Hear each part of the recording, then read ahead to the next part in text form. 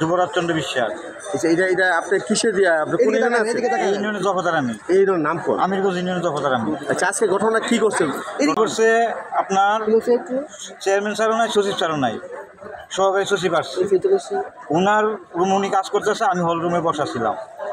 এর মধ্যে সচিব স্যার শুনলাম যে মেরে লাগছে। পরে আমি হল রুম থেকে দৌড় দিয়া চারিদিকে একটা লোক কুবায় ফালাইছে, আর এই সচিব স্যারের দিকে যাইতেছে। তখন আমি দরজার মধ্যে গিয়া অ্যাটাকের চেষ্টা করছি। অ্যাটাক করতে চেষ্টা করার পরে ফিরা আমারে কূপ দিছে।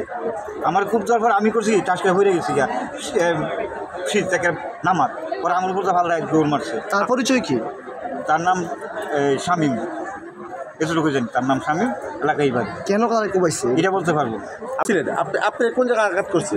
আমার কূপ দিতে চাইছে, পরে আঙুলটা পড়ে গেছে ফাটকির মধ্যে, ওই সিঁড়ির নামা। তাহলে আপনার কোন জায়গায় লাগছে? আমার কূপ লাগে না, কিন্তু আমি কেমনে পাবো তবে যেটা আমি বলতে পারবো না। আমার পাবো অনেক দূর। ঘটনাটা কয়টা দিকে ঘটছে? ঘটনাটা 2টা 2.5টা দিকেও।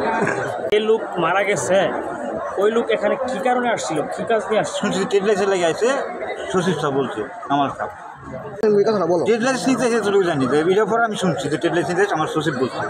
আপনি কি দেখছেন একটু বলেন। আজকে আমি আমার অফিসে বসে আমার অফিসে বসে আমি কাজ করতেছিলাম। হঠাৎ করে বাইরে শব্দ শুনতেছি যে একজন নেশাখোর উচ্চ বাচ্চার গালাগালি করতেছে এবং ঘোরাঘুরি করতেছে। তো সে নেশাখোর দৌড়াদৌড়ি করতে করতে এক পর্যায়ে আমার রুমের ভিতরে ঢুকে পড়ছে। যে ভিকটিম শাহিন ভাই ওনাকে ঘুষি মারতে গেছে। ওনারা আতঙ্কিত হয়ে গেছে, আমরা আতঙ্কিত হয়ে গেছি। যে থেকে ডাউনি এসে এলো বাধারিভাবে এই যে শাহিন ভাইকে কুপানো শুরু করলো। দম্ভ হয়ে গেছি, নিজেদেরকে বাঁচানোর জন্য চিল্লাপাল্লা করতেছে। শেষ করে শাহিন ভাইকে আঘাত করে ওই 2টা ছেলের উপর আক্রমণ করছে। ওই কুবার আসছে আমার বরাবর। পরে আমি নিচে নিয়ে গেছি। নিচে যাওয়ার পরে ওই 2টা ছেলে আমার ধাক্কা দিয়া টেবিলের নিচে বসাই দিচ্ছে। শাহিন ভাই নিচে রক্তাক্ত অবস্থায়। সে তখন থেকে আমাদের চিল্লাপাল্লা দেখছে মানুষ, তো আশেপাশে লোকজন আসছে, তখন সে দাউনিয়া পালাই গেছে।